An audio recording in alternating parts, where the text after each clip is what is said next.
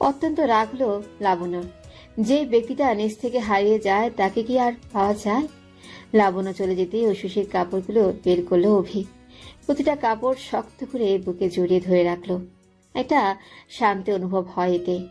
মনে হয় এই তো ঐশী ওর বুকে খুব করে বলছে, আপনার হাত এত বেশি বিট করছে কেন? আপনার কি কোনো রোগ হয়েছে? সেদিন বলা হয়ে ওঠেনি রোগটার কথা, বলা হয়নি এই রোগের নাম ঐশী, যে রোগের কোনো ওষুধ নেই আর না কখনো হবে।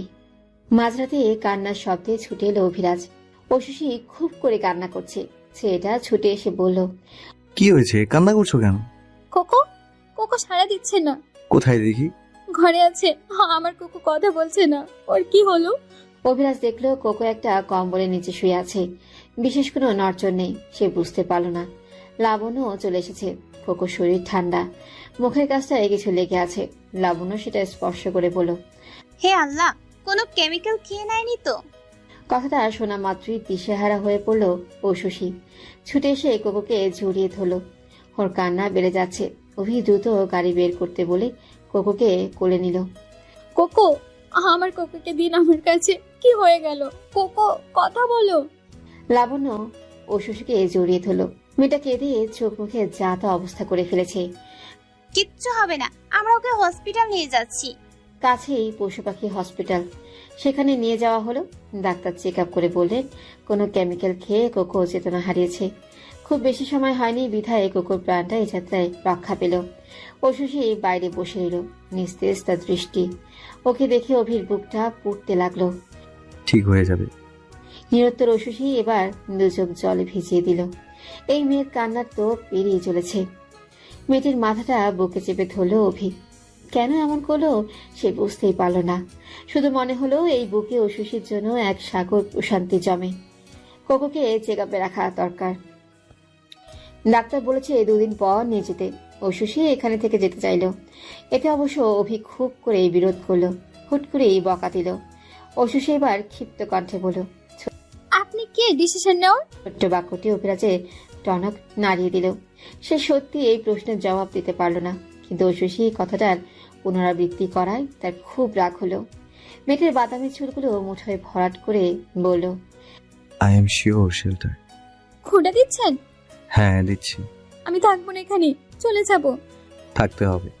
আপনার কোনো রাইট নেই আমাকে আটকানোর। যদি বলি আছে। কে হন আপনি? নাথিং। কেউ হন না আমার। তাহলে কোন অধিকার দেখাচ্ছেন?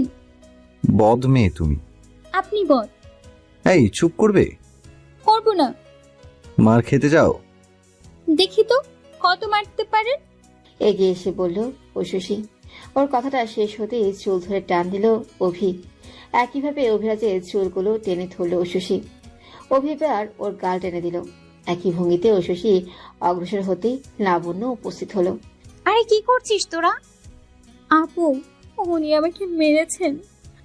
আর তুমি তুমি কি করলে? আমার চুলগুলো সব ছিঁড়ে ফেলার প্ল্যান করছিলে, আর নখের দাগ বসিয়ে ফেলেছো। সব আপনার দোষ। না তোমার। আপনার। অভিকে থামিয়ে দিল লাবণ্য। ঐশী মন খারাপ করে পাশে বসে রইল। অভির গলার কাছটায় নখের দাগ বসে গেছে। হতাশ হলো লাবণ্য। ছেলেটার গলায় আঙুলে স্পর্শ করে বলল, অনেকখানি বসেছে, কতখানি থাকে কে জানে। ঐশী আর চোখে তাকাতেই দেখলো অভি ওর দিকে কেমন করে যেন তাকিয়ে আছে। এতে মেয়েটা কিছুটা ভয় পেল। সে সত্যিই এমনটা করতে চায়নি।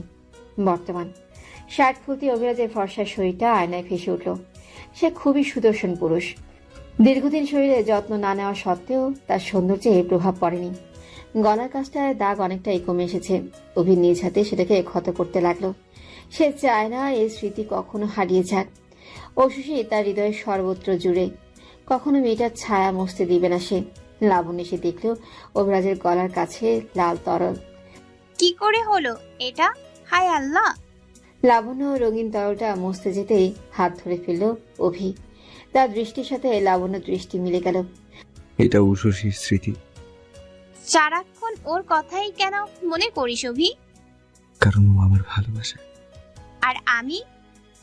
এই প্রশ্নের কোনো উত্তর নেই লাবণ্য। চোখের কোণ থেকে জল মুছে নিল লাবণ্য। তার পুরো জীবনটাই অভিরাজের নামে উৎসর্গ হলো, অথচ ছেলেটা পুরো জীবন ভরে তাকে অবহেলা করলো। সবকিছু তার হয়েও যেন হলো না। অতীত। গাড়িতে বসেই ঘুমিয়ে পড়েছে ঐশী। মেয়েটার মাথাটা অভির ঘাড়ের কাছে, কাঁধসম চুলগুলো হাওয়ায় উঠছে। তারা খুব করে পায়তারা করছে অভিরাজকে স্পর্শ করার। দৈর্ঘ্য কম হওয়াতে বিশেষ লাভ করে উঠছে না। অভি এক পলক তাকিয়ে চোখ নামালো।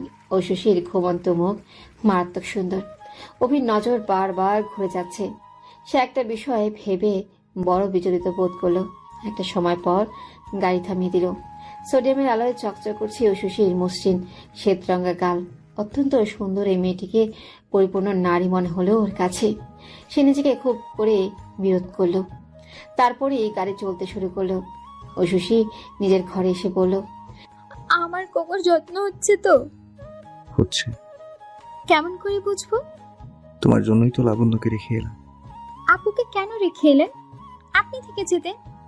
আমি কি ডাক্তার? আপনি কি তাহলে? কিছু না। বলেন, আপনি কি করেন? বেকার। বেকার? আসলেই? তাহলে হসপিটালে অত ভাব নিচ্ছিলেন কেন? কারণ ওইটা আমার বাবার হসপিটাল। বাবার বলে ভাব নিবেন? আমি তো ভেবেছি আপনার। আমার বাবার মানে তো আমারই হলো। না, আপনার কেন হবে? অভি পর্দাগুলো সরিয়ে দিয়ে ঐশীর দিকে তাকালো। ঐশী বেডের উপর পা তুলে বসে আছে। গায়ে তার হাঁটুসম ফ্রক। এই বয়সী বাঙালি মেয়েরা সাধারণত কুর্তি, থ্রি পিস পরে থাকে। অন্যদিকে ঐশী সর্বদা বাচ্চাদের মতো কাপড় পরে। দেশের ভিন্নতা কত কিছুর পরিবর্তন করে দেয়। খারাপ করবে না, আমার ঘুমও আসছে না। চেষ্টা করো। হবে না। একাধিকবার বিপরীত জবাবে অভিরাজ ভ্রু কুঞ্চিত করে ফেলল। ঐশী এখন আছো অবস্থায়। তাকে দেখতে ঠিক সদ্য কুলি থেকে জেগে ওঠা গোলাপ ফুটির মতো লাগছে, যার পুরোটা জুড়েই মিষ্টি সুবাস আর কোমলতা। লাস্যময় এই কিশোরী অভিরাজের দৃষ্টিকে ধমকাচ্ছে।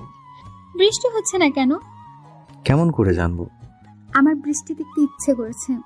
এত বাচ্চামো কোথায় পাও? জানি না। বলে চুপ হয়ে গেল ঐশী। সে এখন মুখে হাত দিয়ে আছে। উশসী, হুম। কিছু হয়েছে তোমার? মমকে মনে পড়ছে। খুঁজে দিব। তুমি তো পাসপোর্টের ডাটা দিলে না, সারাক্ষণ রাগ করো। এত অবুঝদের মতো হলে চলবে? আমার কিচ্ছু ভালো লাগে না। আমি কি করব বুঝতে পারছি না। বড় অদ্ভুত অনুভূতি হচ্ছে। আচ্ছা, যদি মমকে না পাওয়া যায় তখন কি হবে? আমাকে কি আপনাদের সাথে রাখবেন? উত্তর দেওয়ার পূর্বেই অভির ফোনটা বেজে উঠল। লাবণ্যর কল পেয়ে চট করে রিসিভ করলো সে। একটা গুড নিউজ আছে অভি। কি? মনে হচ্ছে উশুশির বাড়ির ঠিকানা পেয়ে গেছি। কাল এসে সবটা জানাচ্ছি। উশুশিকে এখনই কিছু বলিস না, আগে শিওর হয়ে নেই। নিউজটা শুনে এক বিন্দুও খুশি হতে পারল না অভিরাজ। তার ভেতরটা ক্ষত হচ্ছে যেন। ঐশী চোখ বন্ধ করে আছে। মাঝরাতে তার উষ্ণ নিঃশ্বাস শোনা যাচ্ছে। অভি নিজের রুমে এসে বসে রইল। অশান্তি লাগছে বেশ। এদিক সেদিক ছুটতে শুরু করেছে। একটা সময় পর চুলগুলো মুঠোয় নিয়ে বসে রইল। হুট করে এতটা খারাপ কেন লাগছে তার?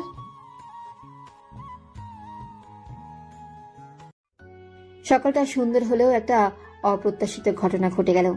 লাবণ্যর বেশ ধকল গিয়েছে। সে এসেই গেছে শাওয়ার নিতে। এর মধ্যে হুট করেই পড়ে গিয়ে পা মুচকে ফেলেছে। কাছেই ছিল অভি। ওর অবস্থা দেখে এক প্রকার হাসল সে। যখন বুঝতে পারলো মেয়েটি সত্যিই নড়তেই পারছে না, তখনই কোলে তুলে নিল। বিছানায় বসানোর সময় ঘটনাটা ঘটল। ঐশী দরজায় দাঁড়িয়ে আছে। সে লাবণ্য আর অভিরাজের ব্যাপারটা অন্যরকম ভাবে কল্পনা করেছে। লাবণ্য শাওয়ার তোয়ালে পড়া ছিল। সেই হিসেবে বিষয়টা খুবই অপ্রত্যাশিত হয়ে গেল। অভিরাজের সাথে দৃষ্টির বিনিময় হতেই মেয়েটি চলে আসে। অদ্ভুতভাবে এই সাধারণ বিষয়টা মানতে পারছে না অভিরাজ। সে লাবণ্যকে মলম এগিয়ে দিয়ে ঐশীর কাছে এসেছে। ঐশী তখন ভোরের নরম রোদ শরীরে মেখে চলেছে। একরাশ অস্বস্তি নিয়ে ডাকলো সে। উশসী, শোনো। হুম। একটু আগের ঘটনাটা। It's okay. আমি সরি, বুঝতে পারিনি অমন একটা সময়। তুমি যা ভাবছো তেমন কিছু নয়। কে বললো আমি কিছু ভাবছি? পাল্টা প্রশ্নে ভরকে গেল অভিরাজ। ঐশীর দৃষ্টিতে অগ্নিও যেন হার মানাবে। মনে হলো আমি কিচ্ছু ভাবিনি। তবু সত্য জানা দরকার। কি? লাবণ্য পড়ে গিয়ে পা মুচকে ফেলেছে, সেই জন্যই ওকে তুলে বিছানায় রেখেছি, অন্য কিছু নয়। এটা আমাকে বলার কি আছে? ক্লিয়ার থাকা প্রয়োজন।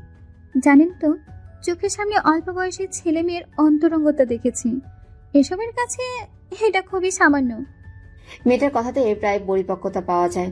অভি হতাশ কণ্ঠে বলল, তুমি খুব অ্যাডভান্স কথা বলো। স্বাভাবিক নয় কি? আমি যে কালচারে বড় হয়েছি সেখানে ফিজিক্যাল রিলেশন খুবই ঠুনকো বিষয়। নেই, তোমার লজ্জা নেই দেখছি। লজ্জার কি আছে বলেন তো? এমন নয় কেউ এসবে আগ্রহী না। হ্যাঁ, আমি ভুলতে বসেছিলাম। আমার সামনে থাকা মেয়েটি খুবই একরোখা আর জেদি। ঠোঁট চেপে হাসলে শশী। সে আসলে এসবে অভ্যস্ত, তার সংস্কৃতি অনেক ভিন্ন। অভিরাজ হুট করে তাকে টেনে নিয়ে গেল। ছাদে এসে বলল, চোখ বন্ধ করো। কেন? বন্ধ করো। ওকে, বাট ভয় দেখাবেন না তো? হুম। একটু পর মেঘের গর্জন শোনা গেল। অশশী চোখ মেলতে চাইলে অভিরাজ নিষেধ করল। ওভাবে চোখ বন্ধ করে রইল মেয়েটি। অভি তাকিয়ে আছে সুন্দর কিশোরীর পানে। ধীরে ধীরে বৃষ্টির নরম বিন্দুগুলো অশশীর শরীর ভিজিয়ে দিচ্ছে। ভীষণ আনন্দ পাচ্ছে সে। অভিরাজের শরীরের উষ্ণতা অনুভব করতে পারল যেন। সেটা কি ওর খুব নিকটে? চোখ মেলতেই শূন্য ছাদ দেখতে পেল অশশী। বৃষ্টির জলে পুরো ভিজে গেছে সে। চারপাশে চোখ বুলানোর সময় ধাক্কাটা লাগলো শরীরে। পুলে পড়ে গিয়ে পানি খেতে হলো তার। অভি তার দিকে তাকিয়ে হাসছে। কি করলেন এটা? এভাবে কেন ধাক্কা দিলেন? এটা একটা অ্যাডভেঞ্চার। এসব ফ্যান্টাসি জিনিস লাইফকে চিল মুডে এনে দেয়। তাই বলে এভাবে? তা কোন ভাবে? এইটুকু সময়ে অশশীর মস্তিষ্কে দুষ্টুমি খেলে গিয়েছে। সে এগিয়ে এসে অভিরাজের বুকের কাছে শার্ট খামচে ধরল। মুহূর্তেই অভির পুরো শরীর অবশ হতে শুরু করলো।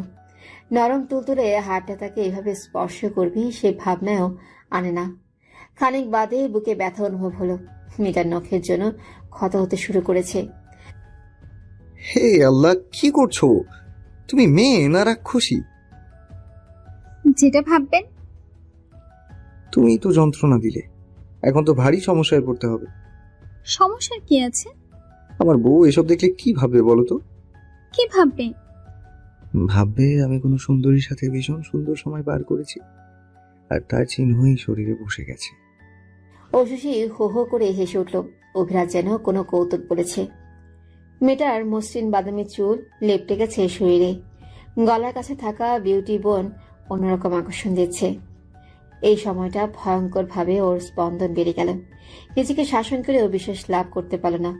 সুন্দর লাস্যময় এই কিশোরী তার চোখে এখন নারী রূপে ধরা দিতে লাগলো। হেয়ার ড্রায়ার দিয়ে চুল শুকাচ্ছিল শশী। তার শরীরে পাতলা একটা জামা, সে চিকন হওয়ায় সুন্দর দেখাচ্ছে। অভিরাজ দরজার কাছ থেকে ওকে দেখছিল। সেই সময়টায় লাবণ্য এলো খুঁড়িয়ে খুঁড়িয়ে। উশুশি কি করছে? চুল শুকোয়। তুই এইভাবে এলি কেন? ঠিক আছে, এখন খাবার খাবি? ডাইনিং এ আয়। তুই যা, আমি সব আয়োজন করছি। আচ্ছা। খাবার টেবিলে অশুশীকে বেশ খুশি দেখাচ্ছিল। ওর এই হাসি রহস্য খোঁজার চেষ্টায় লাবণ্য বলল, কি ব্যাপার বাবু, এত খুশি লাগছে যে? জিতে যাওয়ার আনন্দ অনুভব করছি। কার সাথে জিতলে? আছে কেউ? লাবণ্য বুঝতে না পেরে অভির পানে তাকালো। ছেলেটা এক মনে খাবার খাচ্ছে। অশুশীর ঠোঁটের কোণে থাকা মিষ্টি হাসি অন্যরকম সৌন্দর্য প্রকাশ করছে। কোনো মেয়ে কি এতটা সুন্দর হয়? বিকেলবেলা উশুশীকে নিয়ে বের হলো অভিরাজ। লাবণ্য পায়ের চোটে যেন আসতে পারেনি। একদিন রেস্টে থাকা প্রয়োজন। কোকোকে অবজারভেশনে রাখা হয়েছে। চটপটে কোকো আজ ভীষণ ক্লান্ত। তাকে অনেকটাই বয়সী দেখাচ্ছে। অশুশীর কান্না পেল।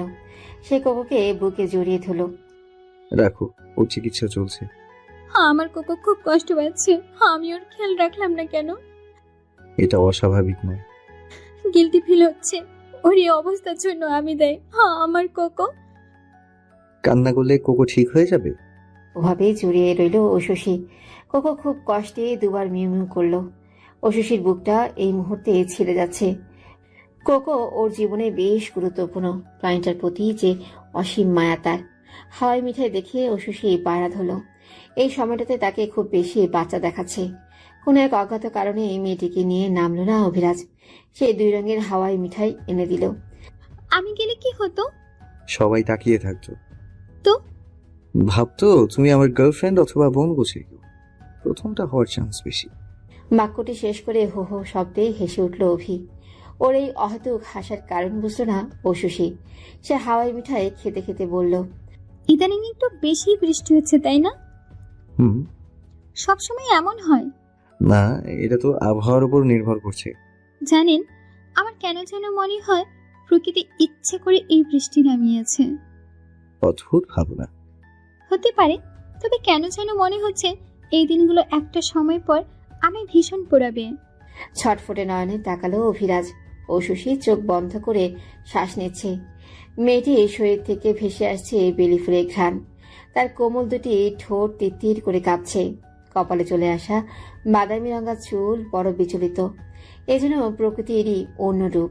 সন্ধ্যা থেকে লাবণ্য বলল, উশুশির বাড়ির ঠিকানা এটা। তুই শিওর? লোকটা মিছে মিছে কেন মিথ্যে বলবে? সেটাও ঠিক। দেখ অভি, ওনার সাথে হসপিটালে দেখা হলো। উনিও ওনার বিড়াল নিয়ে এসেছিল। কোকোকে দেখেই বিড়ালটি চেঁচামেচি করতে লাগলো। পরে জানতে পারলাম কিছুদিন আগে কোকো ওই বিড়ালটিকে আঘাত করেছে। এটা বানোয়াট হতে পারে, তুই বল। আর কিছু বলতে পেরেছে? না, শুধু বলল পাশের বাসা থেকে এসেছিল কোকো। ঠিকানাটা নিয়ে নাড়াচাড়া করতে লাগলো অভিরাজ। এটা খুব বেশি দূরে নয়। ঐশী সেদিন যে রাস্তাটা দেখিয়েছিল এটা তার কাছে। তার মানে এসব সত্য। বিষয়টা কল্পনা করেই বুকের ভেতর চিনচিন কিছু একটা অনুভব হলো। সন্ধ্যার পরপরই বেরিয়ে পড়ল অভিরাজ। একটা ছোট্ট বাড়ির সামনে এসে থামলো গাড়িটা। তালা ঝুলছে গেটে। দাঁড়ানো নেই। অভি হৃদয় এত সময় উত্তপ্ত থাকলো এখন হিমশীতল। কোন এক অজানা প্রাপ্তিতে একদম শান্ত হয়ে পড়ল সে। অনেক অদ্ভুতভাবে এই দিনটা শুরু হলো। আজ আকাশে ভীষণ রোদ উঠেছে। বৃষ্টি হওয়ার কোনো সম্ভাবনা নেই। টানা বৃষ্টি ছিল গত কিছুদিন। ভোর হতে কোকোকে দেখতে পেল ঐশী।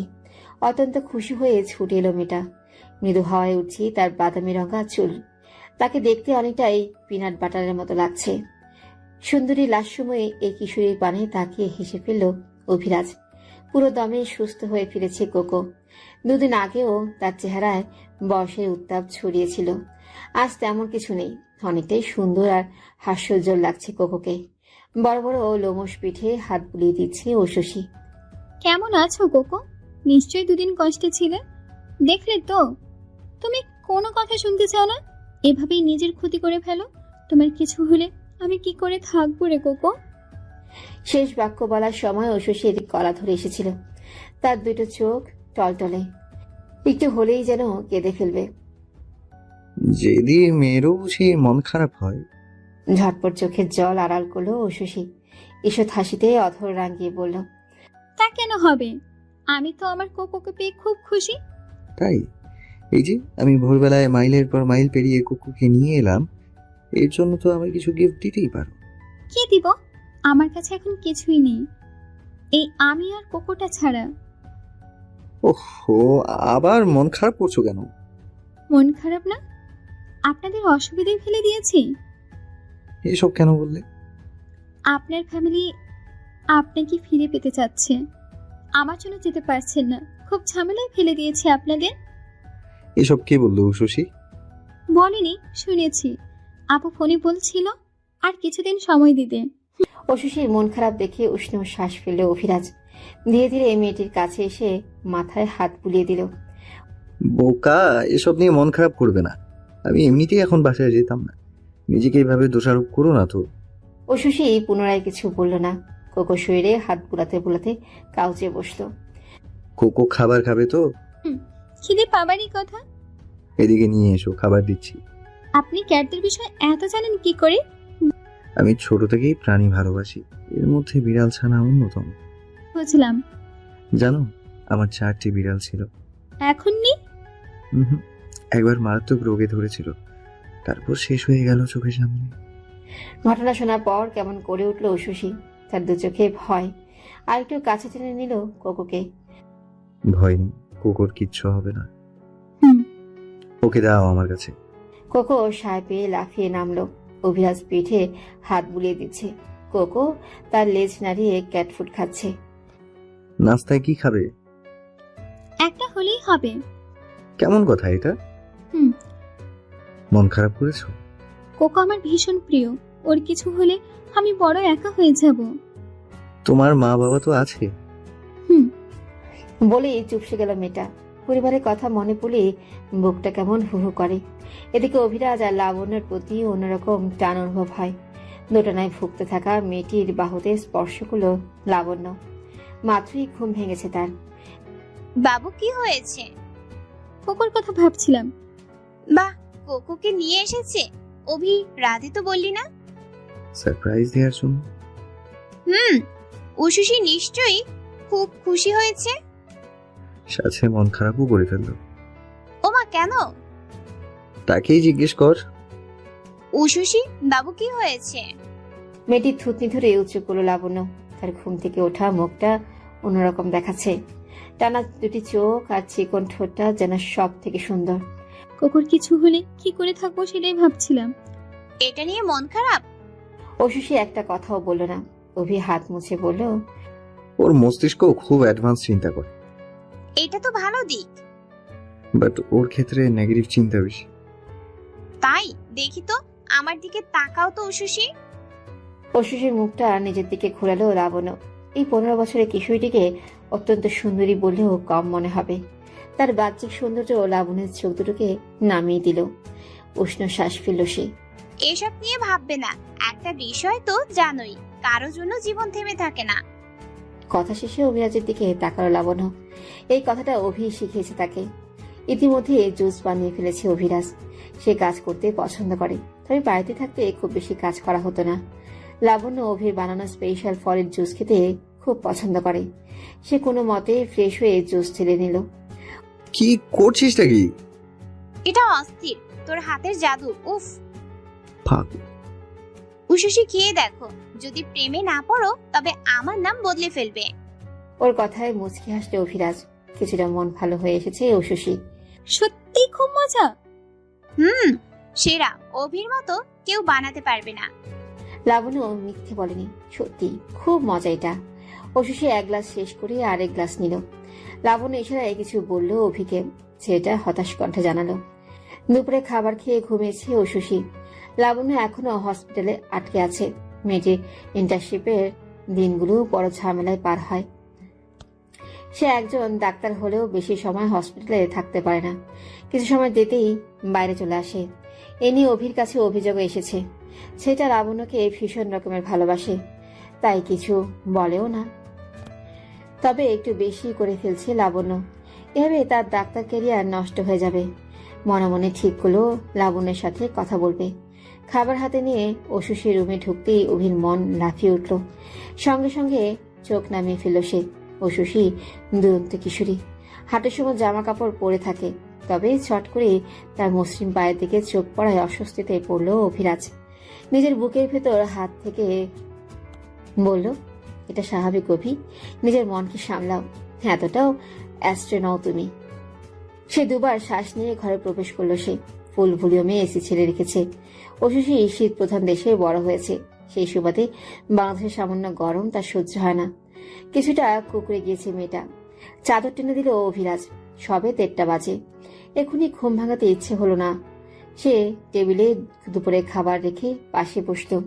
কোকো জেগে গিয়েছে, লেজ নাড়িয়ে ক্ষুধার কথা জানান দিচ্ছে। কোকো, আমার সাথে আয়, কথা বলবি না, তোর বন্ধু ঘুমিয়ে আছে। আশ্চর্যজনক ভাবে কোকো টু শব্দটিও করল না। প্রাণীদের বোধ হয় বিশাল ক্ষমতা থাকে। এরা যাকে ভালোবাসে তার সবকিছুই যেন বুঝতে পারে। কোকোর পিঠময় শ্বেত রঙা পশমগুলোতে গা ছোয়ালো অভিরাজ। তার ভেতরটায় নরম তুলতুলে শরীর পেয়ে গলে গেল যেন। অশুষির তুলতুলে হাতের কথা মনে পড়তেই নিজের উপর বিরক্ত বোধ হলো। নিজের থেকে 12 বছরের ছোট এক কিশোরী তার মনের ভিতরে কেমন উত্তাপ ছড়াচ্ছে। রকিং চেয়ার তুলছে। অন্ধকার ঘরটায় শুধুই অভিরাজের বাস। বাড়ির সকলের থেকে বেশ দূরে থাকে সে। পরিবার বলতে মা বাবা, ছোট বোন আর লাবণ্য। কিছু বছর পূর্বেই লাবণ্যর মা বাবা সহ তার ছোট ভাই আলাদা হয়ে গেছে। আলাদা হয়ে গেছে ছোট কাকাও। তাদের যৌথ পরিবারটা কেমন যেন হয়ে আছে। এসব ভাবলে লাবণ্যর কষ্ট হয়। এই পরিবারটা বরাবরই হাসিখুশি ছিল, অথচ একটা ঝড় সব তছনছ করে দিল। অভির ঘুমে ভেজা মুখের পানে তাকিয়ে লাবণ্যর ঠোঁট কম্পিত হলো। শুষ্ক মলিন হয়ে যাওয়া চেহারাটা বড় মন কাটছে। অথচ এই মানুষটাকে ছোঁয়ার সাধ্য নেই তার। এত আপন হয়েও ছেলেটা বড় পর হয়ে গেছে ওর। লাবণ্য নিজেকে অভাগা ভাবতে গিয়েও ভাবে না। অভিরাজের মাথায় হাত বুলিয়ে ডাকতে লাগলো। ছেলেটা ঘুম থেকে জেগে বলল, সকাল হয়ে গেছে লাবণ্য? এই তো সন্ধ্যা অভি। ও, কখন ঘুমালাম কে জানে। ওঠো, খাবার নিয়ে এসেছি। তুই তো জানিস এই সময় আমি খাই না। কোন সময় খাস অভি? পুরো দিন না খেয়েই তো থাকিস। মানুষ তুই, জড় বস্তু তো না যে খিদে পাবে না। সত্যি খিদে নেই লাবণ্য, খাবারগুলো নষ্ট হবে। হা কর, আমি খাইয়ে দিচ্ছি। সবার মতো তুইও কি ভাবিস উষসী আর কখনো আমার কাছে ফিরবে না? দেখ অভি, 5টা বছর চলে গেছে, এতদিনেও যে আসেনি, তার আসার কথা ভেবে লাভ আছে আদৌ? হয়তো আছে কিংবা নেই। ওঠ, মুখ ধুয়ে আয়, খাইয়ে দিচ্ছি। প্রচন্ড ভার হয়ে যাওয়া শরীরটাকে নিয়ে উঠলেও অভিরাজ। তার কণ্ঠে আজকাল রুগ্নতার ভাব, শরীরে বয়সের ছাপ। অথচ এতদিন এমন ছিল না। সেটা মুহূর্তেই কেমন হয়ে যাচ্ছে। অজানা এক ভয় লাবণ্যের শরীরকে নাড়িয়ে দিল। অতীত ঔষুষী নিজ বাড়ির সামনে এসে থরথর করে কাঁপতে লাগলো। তার দুটি নয়নে অশ্রুকণা চিকচিক করছে। ধীরে ধীরে ভেতরে প্রবেশ করলো সে। অভি আর লাবণ্য একে অপরের দিকে চাইলো একবার। ঔষুষী ভেতরে গিয়ে মম করে ডাকতে লাগলো, কিন্তু সাড়া নেই। লাবণ্য এগিয়ে এসে জাপটে ধরলো ছোট্ট মেয়েটিকে। বাবু শান্ত হও, তোমার আম্মুকে নিশ্চয়ই খুঁজে পাবো আমরা। ঔষুষীর ভেতরটা পাগলের মতো ছোটাছুটি করছে। মেয়েটির শরীর ঘামে সিক্ত হয়ে উঠেছে। অভিরাজ নিজের রুমাল দিয়ে মুখটা মুছিয়ে দিল। সব ঠিক হয়ে যাবে। মম নেই কেন? হয়তো তোমাকে খুঁজে চলেছে। গুমট কান্নাটা গিলে ফেলল ঔষুষী। এই মুহূর্তে সে কান্না করতে চায়, অথচ একটা সংকোচ বোধ হচ্ছে। তার উষ্ণ শ্বাসের ছোঁয়া পেল অভি। হাত সরিয়ে নিল নরম তুলতুলে গাল থেকে। আমাদের যেতে হবে, এখানে থাকলে ও আরো ভেঙে পড়বে। যতক্ষণ পর্যন্ত বাড়িটা দেখা যায় তাকিয়ে রইল ঔষুষী। দৃষ্টিসীমানার বাইরে আসতে সিটে মাথা এলিয়ে দিল সে। কোকো একদম শান্ত হয়ে গিয়েছে। তার লোমশ শরীরে হাত বুলিয়ে দিল লাবণ্য। ঔষুষীর মস্তিষ্ক রিক্ত হতে শুরু করেছে। কি থেকে কি হয়ে গেল? রাতের খাবার খেলো না ঔষুষী। কেউ তাকে জোর অব্দি করলো না। ওরা বুঝতে পারছিল মেয়েটার একা থাকা প্রয়োজন, তাই কোকোকে সাথে নিয়ে এসেছে অভি। খাবার খাচ্ছে ছোট্ট প্রাণীটা। লাবণ্য কখন রুমে এসে দাঁড়িয়েছে জানা নেই। অভির দৃষ্টি জানালা গলিয়ে বিশাল অন্তরিক্ষে। একটা কথা বলার ছিল। বল। বড় আব্বু কিছুদিনের মধ্যেই এখানে আসবেন। কেন? তোকে নিয়ে যেতে। বলে দে যাব না, এসে লাভ নেই। তবু আসবে। আসুক। কিন্তু উষসী ওর বিষয়ে কি বলবি? জানি না। অভি, এভাবে ছন্ন ছাড়া উত্তর কেন দিচ্ছিস? ভালো লাগছে না লাবণ্য। মেয়েটার ভেঙে যাওয়া মুখ দেখলেই আমার কেমন লাগে। কোথায় হারিয়ে গেল ওর পরিবার? বুঝতে পারছি না আমিও। পাসপোর্টের ইনফরমেশন দিয়েও বিশেষ লাভ হচ্ছে না। এদিকে পুলিশেও কনফার্ম করা যাচ্ছে না। মেয়েটার কোনো শত্রু থেকে থাকলে ক্ষতি হতে পারে, নানান ঝামেলা। একদমই শান্ত হয়ে গেল অভিরাজ। তার পিঠ বেয়ে নেমে যাচ্ছে শীতল ঘামের রেখা। সে আসলেই বুঝতে পারছে না কি করা উচিত। ঔষুষের ব্যাপারে কিছু ভাবতে গেলেই মস্তিষ্ক ওলটপালট হয়ে যায়। মেয়েটাকে ছাড়ার কথা দুদণ্ড ভাবতেও পারে না। সে খুব করে বুঝতে পারল সামনের দিনগুলোতে বেশ ভুগতে হবে। অদ্ভুতভাবে অভিরাজের বাবা আসাদ সিনহা 2 দিন পরেই হাজির হলেন। অবিশ্বাস্য ভঙ্গিতে তাকিয়ে আছে লাবণ্য। অভি পারেনি, হসপিটালে গিয়েছে। এদিকে ঘুমিয়ে আছে ঔষুষী। সে কি করে সামাল দেবে বুঝতেই পারছে না। ভালো আছিস মা? জি বড় আব্বু, তুমি আজই এলে যে? বানর ছেলের বাবা হলে বড় যন্ত্রণা, সেই জন্যই 2 দিন আগে চলে এসেছি। গত রাতে আমাকে তো কেউ বলল না। বাড়িতেও জানাইনি, সরাসরি এখানে চলে এসেছি। তুমি বসো, আমি শরবত করে দিচ্ছি। বুয়া আসেনি এখনো? না বড় আব্বু, সে অসুস্থ। দারোয়ান কাকার বউই রান্না করে দেন। আসাদ আরাম করে সোফায় বসলেন। এসির পাওয়ার আগে থেকেই বাড়ানো ছিল। লাবণ্য ল্যাপটপ নিয়ে কাজ করছিল। ভদ্রলোক বড় বড় নিঃশ্বাস ফেললেন। এই বাড়িটা ওনার বেশ পছন্দের। বেশ টাকা খরচ করছেন তিনি। নাস্তা করবে তো? পেট ভরা, একেবারে বাসায় ফিরে লাঞ্চ করব। অভি কোথায়? ও তো হসপিটালে আছে। তোর ইন্টার্নশিপ নেই আজ? সন্ধ্যা থেকে বড় আব্বু। কিন্তু এমন তো টাইম ছিল না, বিকেলের আগেই তোর ইন্টার্নশিপ শেষ হওয়ার কথা। লাবণ্য শুকনো একটা ঢোক দিল। মেয়েটার শ্বাস কেমন যেন ভারী হয়ে এলো। তীক্ষ্ণ চোখে আসাদ সাহেবের মুহূর্তেই যেন বুঝতে পারলেন কিছু সমস্যা হয়েছে? না বড় আব্বু। এভাবে ঘামছিস কেন? না মানে লুকানোর মতো কিছু তো নেই মা, এত অস্থির কি আছে?